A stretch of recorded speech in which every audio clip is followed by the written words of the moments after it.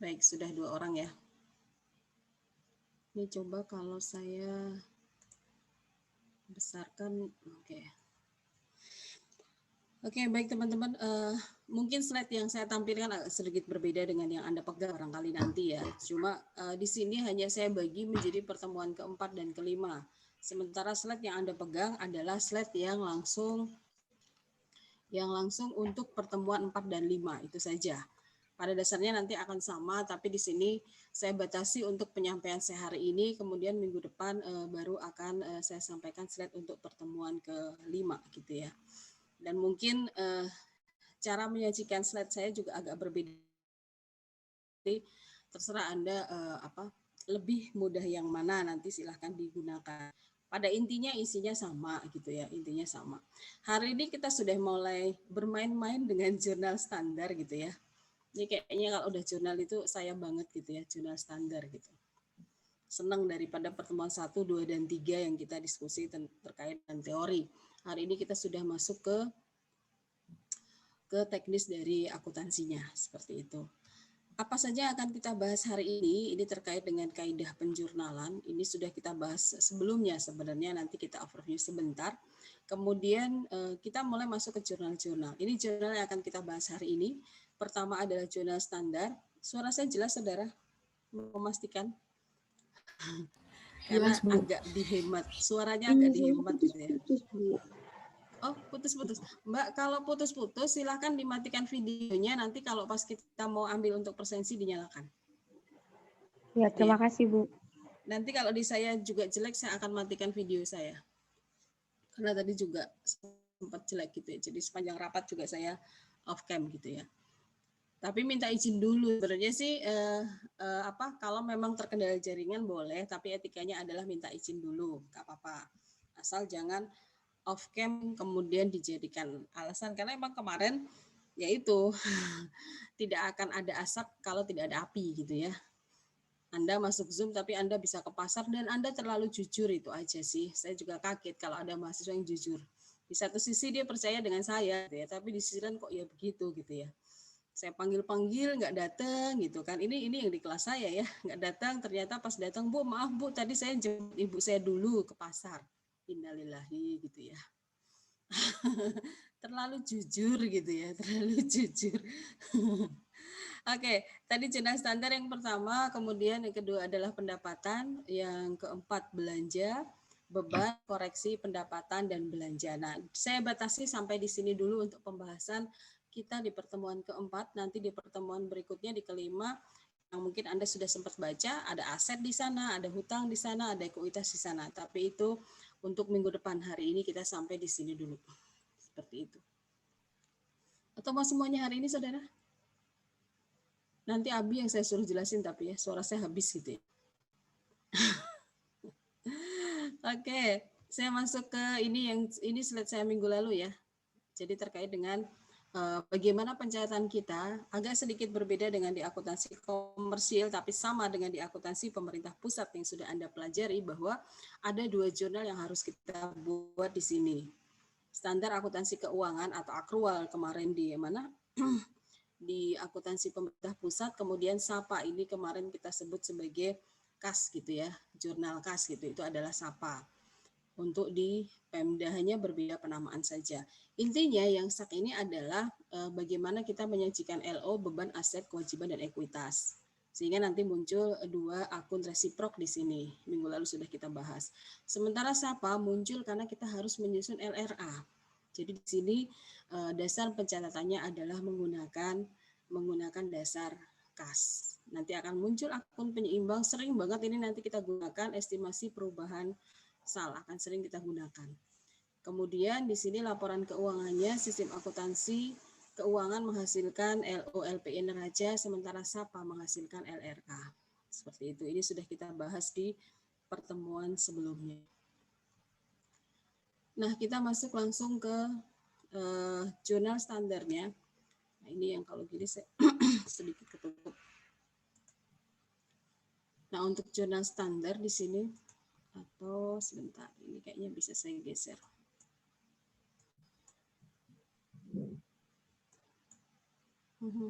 Sorry.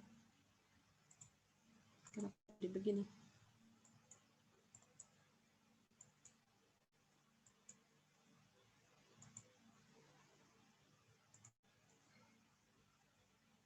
Wajah-wajah Anda saya pindahkan ke atas.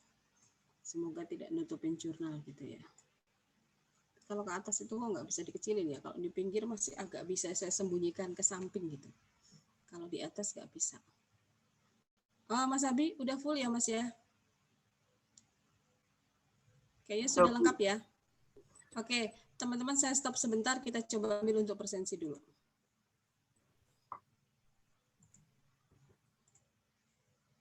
Baik, silahkan dibuka sebentar untuk videonya. Kok ada kelas kedua ini?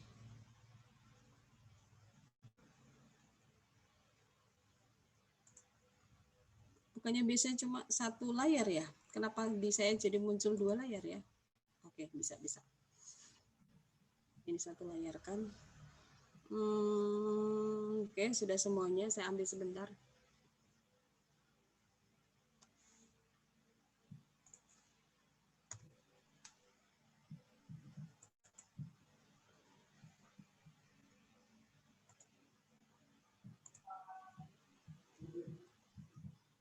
Nah, jadi Anda yang memang kesulitan, silahkan kalau mau lagi kuliah, Mbak. Sebentar, Mbak. Iya. Halo, tolong dimatikan. Nanti saya dengar suara mbahnya loh. Abi, Adit, tolong bantu saya. Kalau ada yang lagi ngobrol sama mbahnya atau adiknya, tolong langsung di-mute ya. Baik, Bu. Nanti saya nanti jadi...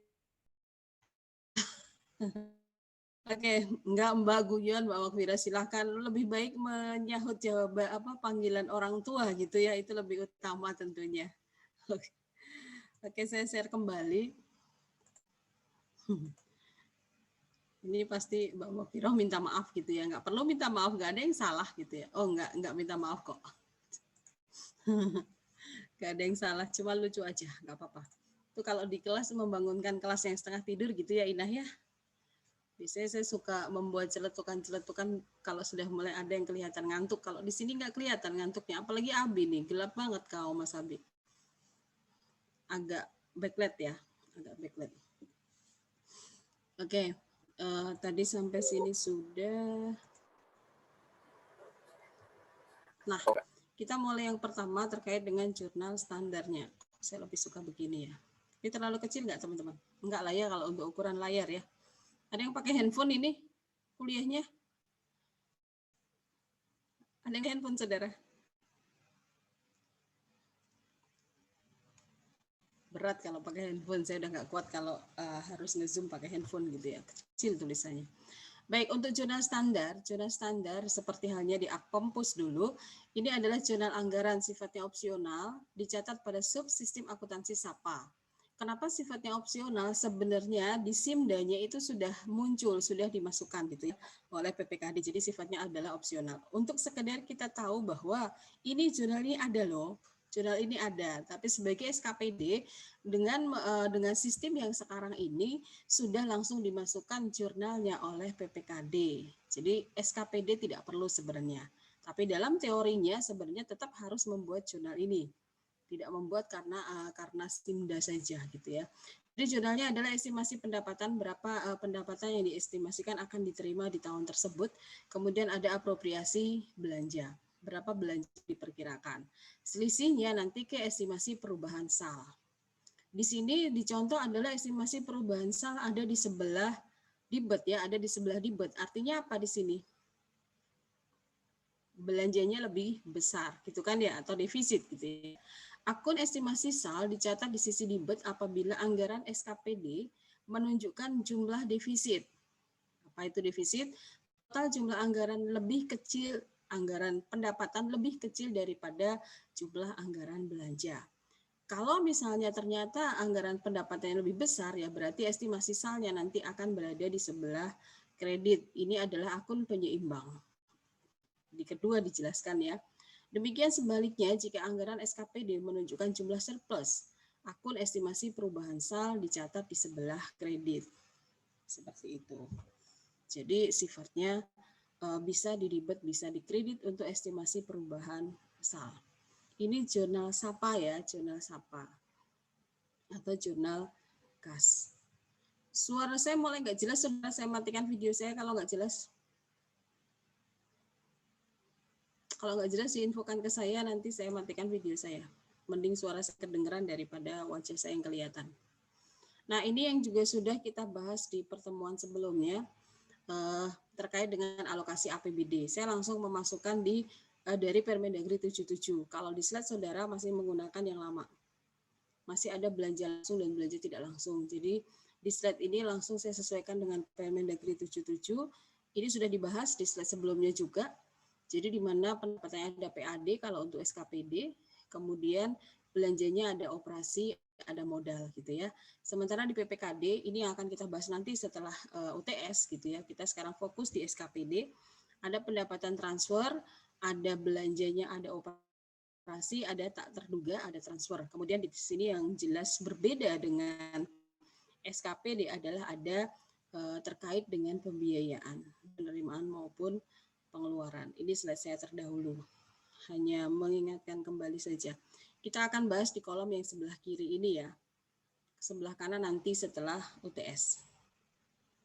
Nah, ini yang mungkin sedikit berbeda yang Anda pegang kalau Anda download dari LMS ya. Tapi kalau Anda mungkin dapat dari kakak kelas, saya pun tahun lalu sudah menjelaskan dengan format ini. Jadi saya langsung sandingkan antara SAPA dengan SAK-nya supaya kita tahu bedanya di mana gitu kan ya. Kalau di slide Anda dijelaskan satu persatu SAPA-nya gimana, SAK-nya gimana gitu. Anda dapat dari kakak kelas atau dari LMS saja?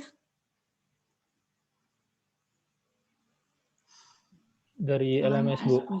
LMS ya. Kakak kelas pun barangkali nggak semua ya, mungkin kakak kelas yang kelas saya sama kelasnya Pak Dani kayaknya yang menggunakan format ini. Kalau kelas yang lain barangkali menggunakan format yang digunakan Pak Budi yang di-share di LMS ya. Terserah nanti Anda merasa lebih mudah yang mana. Oke, saya mulai dari jurnal pendapatan. Pendapatan dengan surat penetapan melalui bendahara penerimaan. Jadi ada surat ketetapan dulu berapa sih PNBP yang harus diterima gitu ya. Jadi ada surat ketetapannya terlebih dahulu. Nah, ini pada saat SKP atau surat keterangannya di sini untuk SAPA tidak dicatat. Karena di sini memang dasarnya adalah kas. Sementara di jurnal akrual kita sudah mengakui sebagai piutang. Ini alternatif yang satu ya, nanti ada alternatif kedua. Kan kalau dulu kita belajar di komersial itu juga ada pendekatan aset dan pendekatan pendapatan. Ini menggunakan pendekatan aset gitu ya. Jadi di sini dicatat dulu sebagai piutang pendapatan pada pendapatan LO. Sebesar berapa nanti yang akan diterima? Karena di sini memang belum diterima ya, baru surat ketetapan saja. Nah, pada saat diterima pembayaran kwitansi di bendahara penerimaan, di sini sudah mulai mencatat SAPA-nya, estimasi perubahan sal pada pendapatan LRA. Sementara SAK-nya mencatat kas di bendahara penerimaan pada piutang pendapatan LO. Karena tadi sudah diakui sebagai piutang. Kemudian saat setor ke Kasda, di SAPA tidak dicatat, kemudian di SAK-nya dicatat RK PPKD ini dulu didel, ini sengaja dimunculkan, tapi ini dicoret ya, supaya memunculkan ingatan Anda bahwa RK PPKD ini dulu didel gitu aja. Tapi nanti Anda membuat jurnalnya RK PPKD. Ini supaya jurnalnya sama sebenarnya itu. Akunnya yang berbeda. Nah, di sini RK PPKD pada kas di bendahara penerimaan sehingga menghapus jurnal yang kedua. Seperti itu. Ini untuk alternatif yang pertama. Alternatif yang kedua. Mas Agus mau menyampaikan pendapat? Kayaknya kok kotakan Zoom saya pindah ke Mas Agus gitu ya. Enggak ya Mas, belum ya Mas Agus? Belum, Bu. Baik. Alternatif yang kedua untuk mencatat penerimaan dengan surat ketetapan. Jadi kalau dulu ini kita kenal dengan pendekatan pendapatan barangkali ya. Mirip-mirip lah sana. pada saat ada SKP ini belum dicatat sama sekali, belum dicatat sama sekali. Nah, pada baik di SAPA maupun SAK. Nah, saat diterima pembayaran di SAPA-nya estimasi perubahan saldo pada pendapatan LRA sama tadi, kemudian di sini langsung kas di bendahara penerimaan pada pendapatan LO. Jadi tidak mengakui piutang terlebih dahulu. Gitu ya. Gitu. Nah, pada saat setor ke Kasda sama seperti tadi bahwa di SAPA tidak ada, kemudian di SAP-nya adalah RKPPKD pada kas di bendahara penerimaan. Kalau ini sama persis gitu ya. Itu. Nah, pada akhir tahun ini karena sebelumnya belum mengakui piutang, yang dicatat adalah sebesar yang diterima saja, makanya pada akhir tahun di SAK apabila ada pendapatan yang belum diterima kasnya itu kita catat sebagai piutang. Tetap aja kita anggap sebagai piutang kalau dia sudah merupakan pendapatan di tahun berjalan tetapi uangnya belum diterima atau baru akan diterima di tahun berikutnya. Itu sudah tetap kita akui sebagai pendapatan tetapi debitnya adalah piutang pendapatan. Ini alternatif yang kedua.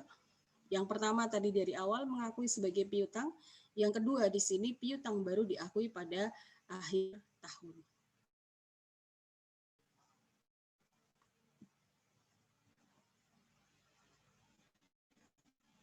Ini untuk pendapatan. Berikutnya, pendapatan dengan penetapan tapi setor ke kas daerah. Kalau tadi kan diterima oleh bendahara penerimaan. Kalau di sini langsung setor ke kas daerah. Jadi pada saat terima SKP-nya, SAPA-nya tidak di jurnal, kemudian ini alternatif satu ya, berarti menggunakan piutang pada pendapatan LO. Pada saat disetor ke Kasda, estimasi perubahan SAL pada pendapatan LRA, ini SAPA, SAK-nya adalah RKPPKD pada piutang. Jadi menghilangkan jurnal yang kedua tadi ya. Jurnal yang kedua tadi kan kas di bendahara penerimaan pada piutang pendapatan. Karena ini langsung ke Kasda berarti langsung ke jurnal yang ketiga, RKPPKD pada piutang pendapatan. Seperti itu. Untuk alternatif kedua, pada saat terima SKP tidak ada jurnal baik SAPA maupun SAK. Kemudian saat setor untuk SAPA estimasi perubahan SAL pada pendapatan, kemudian untuk SAK-nya RKPPKD pada pendapatan. Yang berbeda hanya di akhir tahun saja. Kalau menggunakan alternatif yang kedua, di sini diakui piutang pendapatan pada pendapatan LO seperti itu. Begitu, saudara. Kemudian kalau ada yang kurang jelas silakan langsung diinterupsi saja ya. Kemudian yang berikutnya adalah pendapatan tanpa didahului penetapan melalui bendahara penerimaan. Nah, ini langsung saat diterima. Jadi yang ini adalah langsung diterima pendapatan ya tanpa surat ketetapan. Di sini saat diterima oleh bendahara penerimaan. Estimasi perubahan SAL pada pendapatan, kemudian SAK-nya kas di bendahara penerimaan pada pendapatan. Langsung pendapatan karena tidak ada SKP. Kemudian saat setor di SAPA tidak ada, kemudian di SAK-nya adalah RKPPKD pada kas di bendahara penerimaan. Seperti itu.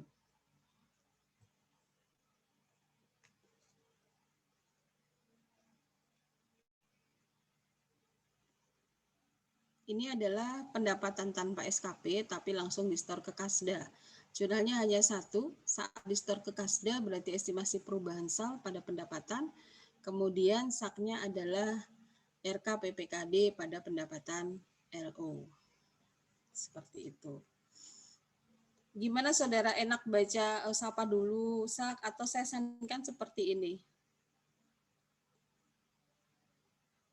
Sandingkan, Bu. Sandingkan. Berarti kalau gitu Anda perlu slide saya gitu ya? Iya, Bu. Nanti saya share di WA dulu. Tadi sebenarnya mau saya share di LMS dulu di pertemuan sekarang. Cuma karena saya baru selesai banget rapat dengan BKN ya. Biasa SKD ini luar biasa gitu ya. Sudah yang diterima cuma sedikit, tapi kan akhirnya nanti yang ikut SKD bisa banyak sekali. Karena sampai hari ini, sampai tadi pagi itu Pesertanya sudah 6.000 ya. Sudah 6.000 berapa tadi kok? Saya lupa, kayaknya lebih deh. Hari ini sudah banyak lah ya intinya. Jadi agak berat ini SKD-nya. Oke, saya lanjutkan untuk beban berkorelasi dengan belanja. Ini jurnalnya ya. Belanja dengan UP. Ini dibahas belanja dengan UP dulu. Kalau nggak salah di slide yang Anda pegang dibahas dengan LS dulu. Yang dibahas LS terlebih dahulu, sama aja. Itu hanya urutan saja. Gitu ya.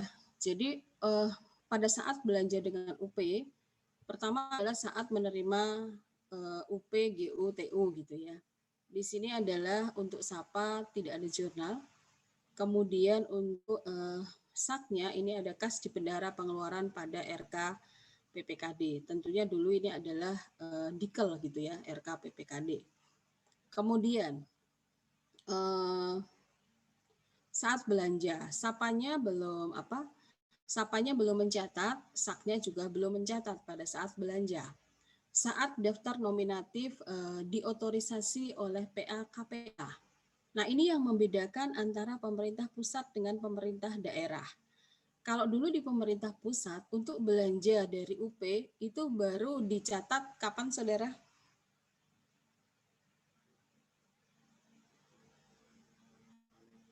Masih ada yang ingat di Akpompus semester 5? Terbit SP2D. Pada saat terbit SP2D. Sementara di Pemda ini dicatat saat diotorisasi atau disetujui oleh PA ataupun KPA, itu sudah dicatat. Di situ bedanya. Jadi nggak nunggu SP2D cair, gitu ya. Pada saat diotorisasi, di sini SAPA sudah mencatat belanja pada estimasi perubahan sal. Sementara untuk akrualnya mencatat beban atau persediaan tergantung ya belanjanya. Kemudian di sini kas di bendahara pengeluaran. Itu sudah mulai dicatat. Saat revolving atau SP2D, ini SAPA-nya tidak ada, kemudian SAK-nya kas di bendahara pengeluaran pada RK PPKD. Kalau dulu dua-duanya di sini ya, pada saat SP2D. Nah, pada saat setor sisa UPTU, SAPA tidak membuat jurnal, sementara SAK-nya adalah RK PPKD pada kas di bendahara pengeluaran pada saat store.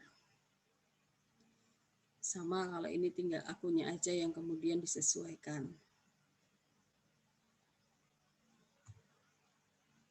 Nah, ini untuk belanja LS. Untuk belanja LS sama dicatat pada saat SP2D LS gitu kan.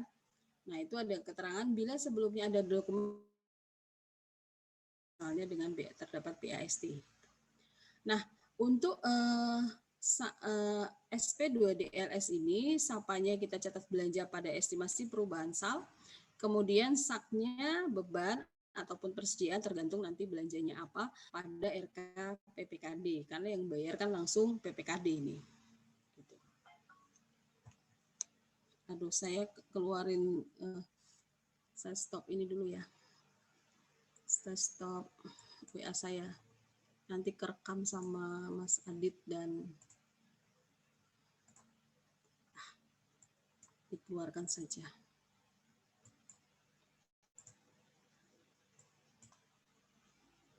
Oke, saya kembali ke sini.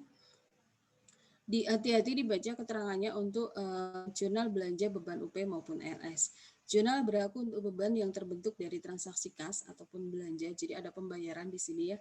Jurnal tidak berlaku untuk beban yang berasal dari transaksi non-kas. Beban akrual seperti beban penyusutan, beban amortisasi, beban penyisian piutang nanti ada jurnalnya sendiri. Masuk ke jurnal koreksi kalau nggak salah atau ke beban. Tidak berlaku untuk beban membentuk aset tetap. Ini nanti juga kita bahas di minggu depan untuk yang membentuk aset tetap ataupun aset lainnya belanja modal yang membentuk aset tetap. Nanti dibahas di jurnal aset. Jadi ini yang belanja dan persediaan gitu ya. Itu. Berikutnya. Kok kosong berikutnya? Nah, jurnal belanja, jurnal standar beban non belanja. Jadi di sini untuk hutang beban, dulu akrual kita menyebutnya ya. Ayat jurnal penyelesaian akhir tahun antara lain mengakui belanja yang sudah menjadi hutang Pemda namun belum dibayar hingga akhir tahun. Sapa tidak mencatat karena belum ada aliran kas keluar, tetapi Sak sudah mencatat beban pada hutang beban. Ini selain modal ya, modal kita bahas nanti terpisah pada hutang beban ataupun belanja. Jika hutang belanja tersebut terkait dengan pembelian aset tetap, maka jurnal yang dibuat Sapanya tidak membuat jurnal, kemudian Saknya di sini aset atau sesuai dengan jenis asetnya, kemudian hutang beban ataupun belanja. Seperti itu.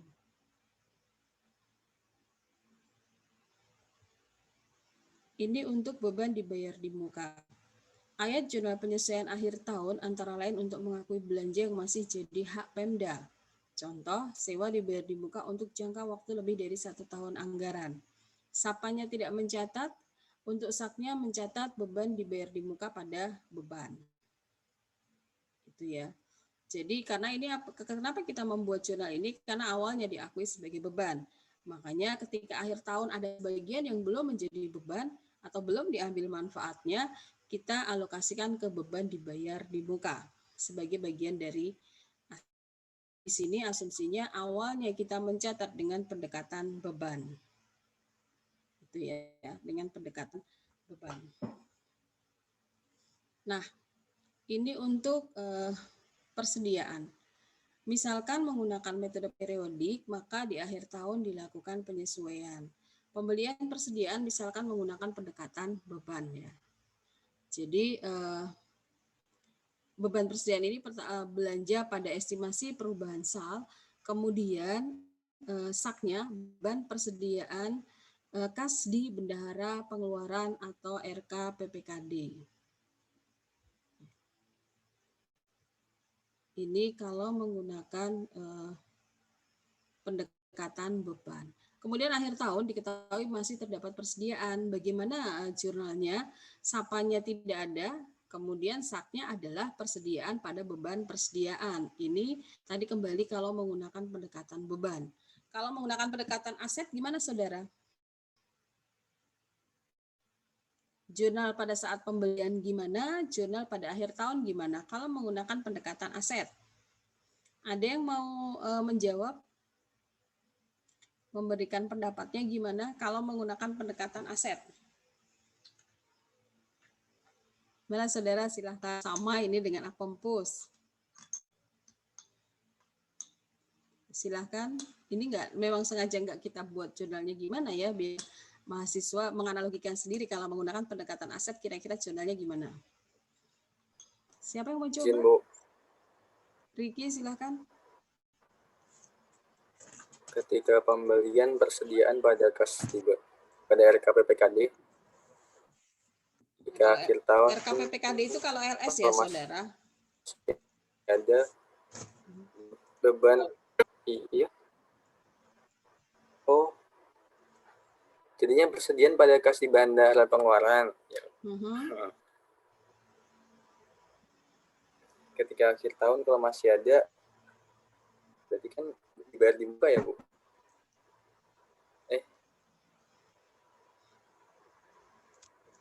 Salah lagi. Bentar. Akhir tahun dia tinggal membalik jurnal yang berdekatan beban kan, Riki? Iya. Iya, Bu. Beban persediaan pada persediaan ya, Bu. Iya, benar. Kok menjadi ragu? Tapi Iya. sebesar apa coba? Tapi sebesar apa? Nah, itu yang jadi masalah. Pertamanya tadi persediaan pada kas di bendahara pengeluaran ataupun RKPPKD kalau menggunakan LS. Kemudian pada akhir tahun tentunya adalah beban persediaan pada persediaan. Nah, ini sebesar apa saudara? Beban persediaan pada persediaan itu dicatat sebesar apa nilainya? Sebesar yang sudah dipakai, Bu. Oke, sebesar yang sudah dipakai gitu ya. Jadi memang tidak ada jurnal untuk pendekatan aset ya. Jadi silakan Anda buat sendiri. Barusan sudah kita bahas gitu ya. Jangan kebalik. Nah, ini kemarin di Akompus terkait dengan persediaan masih banyak yang kebalik ya. Masih banyak yang kebalik yang ditulisnya terkait dengan nilai persediaan pada akhir. Jadi lihat dulu Anda dulu mencatat dengan pendekatan apa atau permintaan soal menggunakan pendekatan apa. Kalau awalnya Anda menggunakan pendekatan persediaan, beban persediaan atau pendekatan beban di sini, tentunya yang dicatat pada akhir adalah persediaan yang masih ada. Nah, tapi kalau awalnya kita mencatat persediaan, berarti kita akan menghitung berapa beban persediaan gitu kan. Berarti berapa yang sudah digunakan.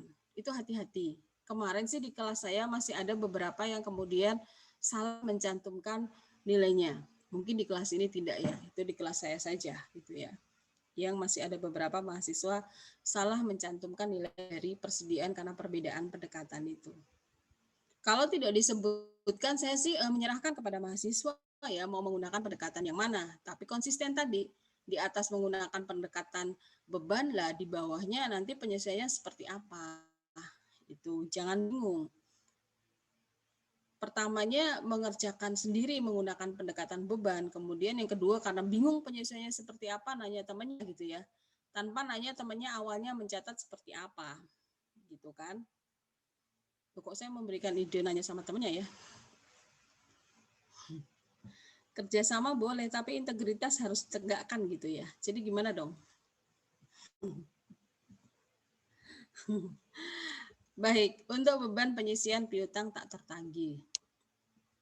Jika dalam kebijakan akuntansi Pemda mengharuskan adanya pembentukan penyisihan piutang tak tertagih, maka pada akhir tahun dibuat ayat jurnal penyesuaian untuk SAPA tidak ada, untuk SAKnya beban penyisian piutang tak tertagih pada penyisian piutang tak tertagih. Nah, ini perhatikan kebijakan kualitas piutang dan tarif penyisihannya, karena masing-masing Pemda bisa jadi berbeda.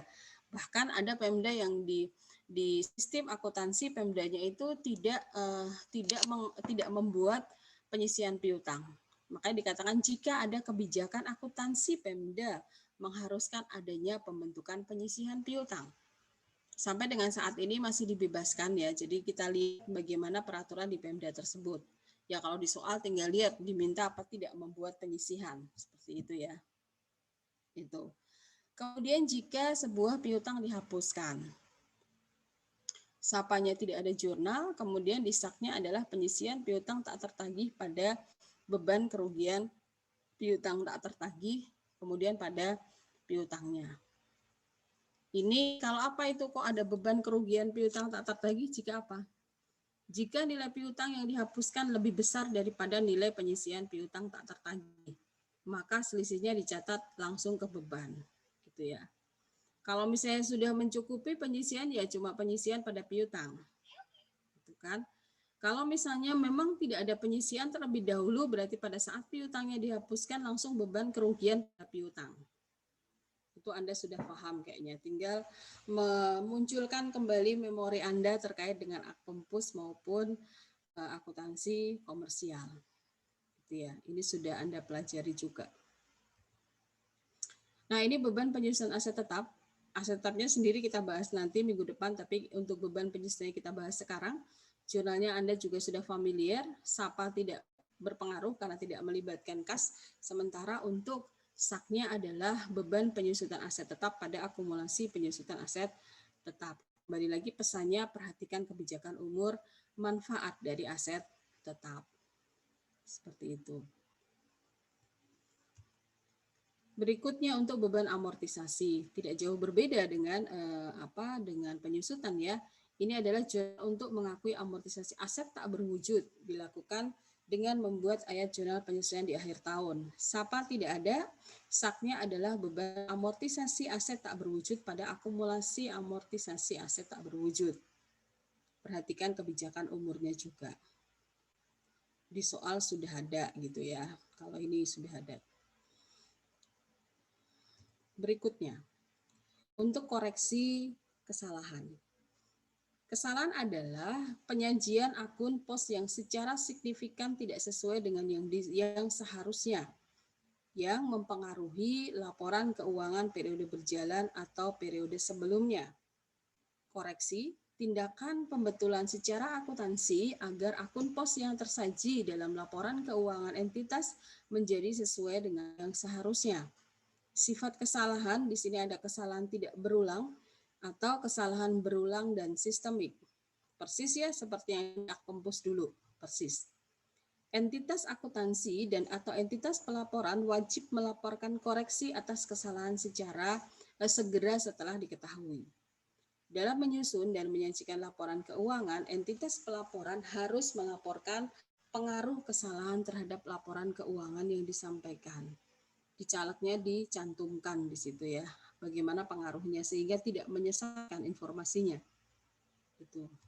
Itu sedikit teori terkait dengan koreksi. Nah, kita langsung ke jurnalnya. Koreksi atas kesalahan yang berulang. Koreksi atas kesalahan ini, baik yang terjadi pada tahun berjalan maupun tahun anggaran yang lalu, dilakukan dengan koreksi pada akun-akun yang sama. Misal, ada restitusi pendapatan. Ini kan kalau di pajak sering banget barangkali ya. Nah, ini untuk kesalahan yang berulang. Koreksi restitusi itu untuk SAPA, pendapatan pada estimasi perubahan SAL, kemudian SAK-nya adalah pendapatan LO pada RK PPKD. Ini pembayaran kas untuk restitusi dilakukan oleh PPKD sehingga SKPD tidak mengkredit akun kas di bendahara penerimaan, langsung RK PPKD. Kenapa kok langsung RK PPKD? Pendapatannya sudah disetor ke Kasda. Jadi yang mengembalikan bukan SKPD lagi tapi langsung PPKD. Nah, kalau kurang bayar SAPA no entry, SAK-nya adalah piutang pendapatan pada pendapatan LO. Ini karena belum diterima ya, jadi masih piutang pendapatan pada pendapatan LO. Gitu. Nah, ini koreksi atas kesalahan yang tidak berulang. Koreksi kesalahan pendapatan yang tidak berulang adalah koreksi atas kelebihan penerimaan pendapatan yang jarang terjadi. Koreksi atas kesalahan yang terjadi pada tahun berjalan, SKPD membuat koreksi sebagai berikut. Untuk koreksi SAPA-nya, pendapatan pada estimasi perubahan SAL, kemudian SAK-nya pendapatan LO pada RK PPKD. Keterangannya sama seperti tadi ya, karena yang bayar adalah PPKD. Koreksi atas kesalahan yang terjadi pada tahun yang lalu, SKPD tidak membuat koreksi. Pengembalian pendapatan tersebut dibukukan oleh PPKD dengan anggaran pendapatan tak terduga. Koreksi kesalahan jenis ini dilakukan di dalam akuntansi PPKD saja. Untuk perubahan koreksi tidak berulang tahun anggaran yang lalu, itu tidak dibuat koreksinya di SKPD. Karena yang mengkompilasi laporan keuangan kan PPKD. Jadi kalau sudah tahun lalu itu pengaruhnya adalah ke laporan keuangan tahun lalu dan tahun sekarang. Sehingga yang membuat koreksinya adalah PPKD, bukan entitas akuntansi ataupun SKPD. Seperti itu.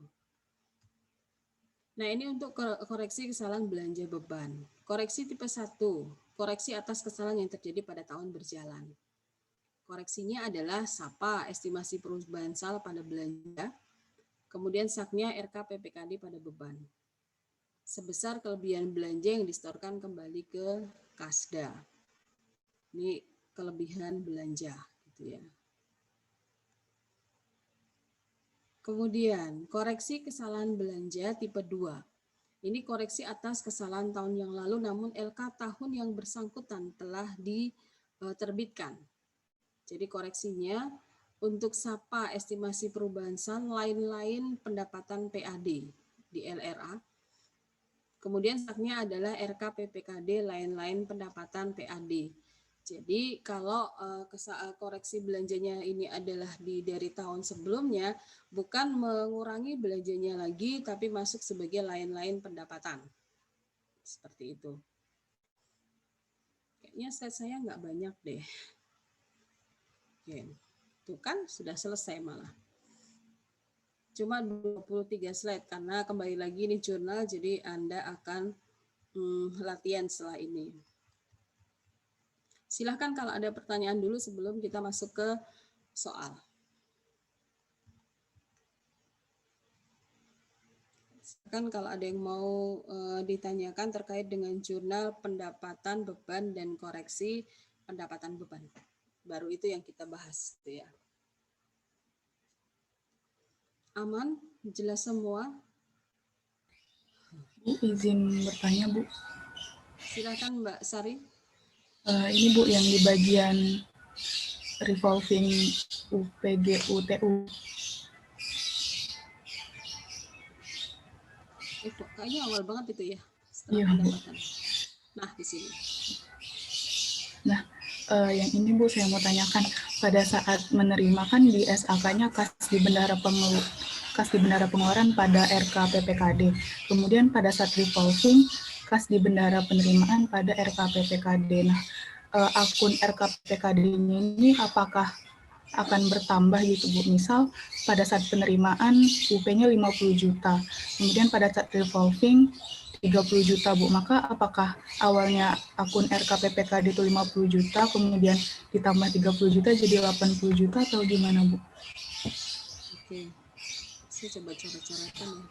Apa di sini bisa kali ini penuh banget. Saya gini aja. Nah, saya di sini ya. Saya coba coret-coretan. Bisa nggak ya? Udahlah wajah Anda saya sembunyikan dulu. Kalau saya coret-coretan, ini adalah RK PPKD. Ini ya. Kelihatan kan saudara? Tadi pada saat jurnal yang pertama, kas di bendahara pengeluaran pada RKPPKD. Taruhlah tadi UP-nya berapa, Mbak? Contohnya UP-nya berapa tadi? 50 juta, Bu. 50 gitu ya. Kredit kan. Kemudian kita bikin ada belanja. Ada belanja ini ya. Jadi kas di bendahara pengeluarannya berkurang. Taruhlah belanjanya berapa tadi? 50 ya? 40 taruhlah belanjanya. Udah dibelanjakan 40, kemudian di revolving juga 40 ya. Di sini revolvingnya adalah 40, nambah lagi 40 di sini. Jadi ini beban, kemudian ada RKPPKD. Ini kok malah 2. Kas di bendahara pengeluaran berkurang, kemudian RKPPKD-nya juga di sini tambah dengan 40. Kemudian ini yang di store. Ini kalau saat setor sisa ini hanya terjadi pada akhir tahun ya saudara. Ini hanya akhir tahun saja. Kalau misalnya pada tahun berjalan, ya sudah cuma seperti ini.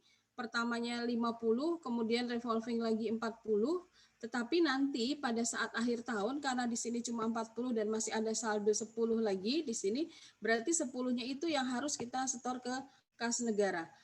RKPPKD ini di SKPD itu menggambarkan, gimana ya saya bilang, itu menggambarkan catatan kita itu SKPD ya, catatan SKPD di PPKD. Jadi seperti kalau kita instansi kemudian punya rekening di bank, PPKD itu taruhlah bank gitu ya. Jadi pada saat kita menerima di sini kas di bendahara pengeluaran RKPPKD malah kredit, seolah-olah kita tuh punya hutang. Hutang kenapa? Hutang yang nanti harus dikembalikan dalam bentuk SPJ sebenarnya. Dalam bentuk SPJ. Nah, ini tidak kemudian setiap revolving ya, Mbak, untuk semuanya. Ini hanya pada akhir tahun saja ketika memang sudah ada setoran sisa UPTU. Bahkan mungkin di pertemuan pertama waktu kita kenalan dulu, saya sempat sampaikan ke Anda bahwa ada beberapa SKPD yang sampai tahun berikutnya itu tidak menyetorkan sisa UP-nya. Seperti itu.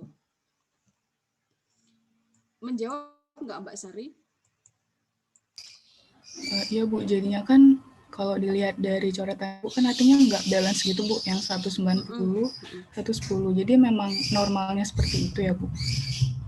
Ya, ini harus kalau kemarin di pusat, di sini kan ada lagi ya.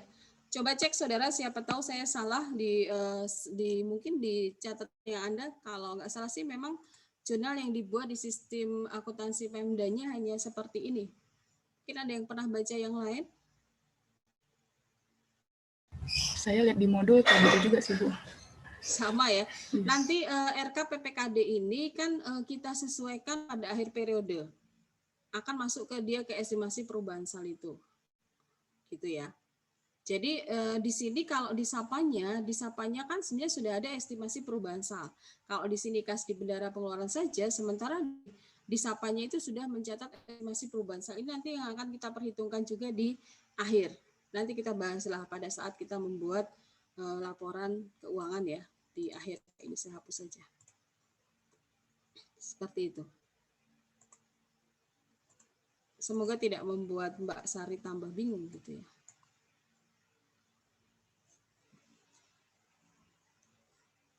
agak memang kalau kita kalau kita kaitkan dengan akuntansi, kadang-kadang akuntansi pemerintah ini ada yang kok gitu ya, kita gitu.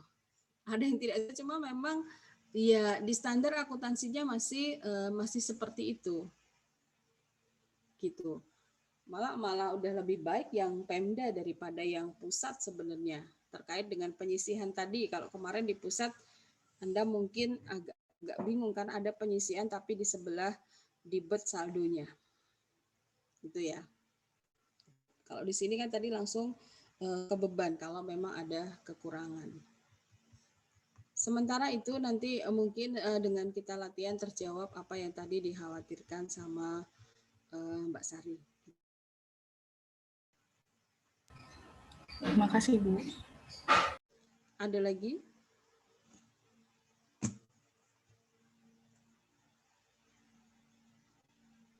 Izin bertanya, Bu. Ya, Saiful. Kalau kita belajar Akpem yang pusat kemarin kan apropriasi itu dipakai saat APBN, Bu, dan saat DIPA itu ada allotment. Kalau di Akpem daerah tadi kayak langsung apropriasi gitu ya, Bu, kalau DPA-nya, Bu. Iya, ini cuma langsung DPA saja. DPA itu sama dengan DIPA ya. DPA itu sama dengan DIPA. Jadi pada saat APBD sendiri, sebenarnya ini pun kan sifatnya opsional ya. Saat APBD sendiri itu sebenarnya langsung masuk ke Simdanya. Ini pun yang memasukkan, tadi saya sampaikan di awal, yang memasukkan ini adalah PKD. Kalau di pusat ya berarti di beberapa kelas kemarin pusat juga tidak diminta oleh dosennya untuk membuat jurnal estimasi. Saya nggak tahu kelas ini kemudian diminta untuk membuat jurnal pada saat DIPA atau tidak. Karena pada realitanya yang memasukkan jurnal DIPA itu adalah bukan Satker tapi perbendaraan, Dirjen Perbendaraan. Jadi sebagian dosen mengatakan bahwa oh ini nggak perlu di jurnal. Cuma kalau di kelas saya sendiri, saya tetap sampaikan bahwa secara manual, karena kita belajar alur manual ya, secara manual, kalau kemarin Satker kita bahasnya, itu tetap harus dibuat jurnal pada saat DIPA diterima. Gitu. Kalau kemudian kok nanti pada saat kita sudah menggunakan IT tidak membuat jurnalnya, itu karena sudah dibantu oleh IT, itu saja. Tapi sebenarnya sudah tetap dibuat, tapi yang buat bukan Satker, tapi Dirjen Perben. Jurnalnya sendiri tetap dibuat sebenarnya. Gitu Mas Saiful, kalau di sini hanya DPA saja ya, pada saat DIPA saja. Oh iya, terima kasih, Bu. Jadi kalau Anda bandingkan dengan pusat sangat sederhana ya, lebih sederhana lah yang Pemda ini. Tapi juga masih banyak kendala. Sampai sekarang ini baru berapa daerah yang WTP coba Anda cek. Kalau nggak salah baru 2 gitu ya. Selebihnya masih WDP. Termasuk DKI Jakarta masih WDP ya. Sehingga pembimbingan terus sama STAN supaya menjadi WTP. Bahkan kemarin sempat ada kasus ya untuk di DKI Jakarta. Masih masih belajar terus lah. Jadi semua Pemda ini masih sedikit yang sudah WTP. Seperti itu. Kalau Anda pengen ada tahu tentang laporan Pemda, nanti yang butuh bisalah saya share ya. Saya dapat kiriman terus itu terkait dengan laporan keuangan Pemda. Oke. Tadi kayaknya ada yang mau nanya? Ada suara barusan kayaknya? Atau suara bocor? Saya belum baca chat Anda ya, saya nggak tahu ini chatnya apa saja. Oh, permintaan maaf ya, dimaafkan. Apalagi untuk orang yang berpuasa ya. Baik, saudara, ada lagi sebelum kita masuk ke latihan?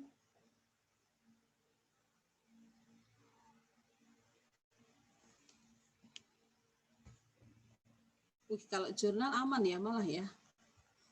Gampang Bu kalau jurnal gitu ya. Nah, kalau memang tidak ada pertanyaan, saya akan share soalnya di WA group sama untuk slide ini sementara saya masukkan ke WA group dulu, nanti dua-duanya akan saya masukkan ke LMS untuk Nah, ini untuk mengerjain soalnya, sementara nanti saya baru minta jurnal saja, tidak, saya belum meminta untuk apa? Untuk laporan keuangannya karena kita belum belajar sampai sana. Saya kira sih kita bisa bahas soalnya melalui WA group, tapi saya ngikut kelas ini gimana? Anda ngerjain dulu, kita join lagi Zoom, atau kita bahas di WA group? Saya ngikut aja. Tapi kita sepakati gitu ya. Kalau kalian mau ngerjain terus saya tungguin di Zoom juga nggak apa-apa sih. Kuota Anda yang jalan gitu ya. Kuota Anda yang jalan gitu ya. Gimana saudara? Gimana Mas Abi, Mas Adit? Dua penanggung jawab kelas ini. Halo Mas Abi, Mas Adit, di manakah kau? Kalau menurut teman-teman di kelas sendiri lewat WA grup, Bu.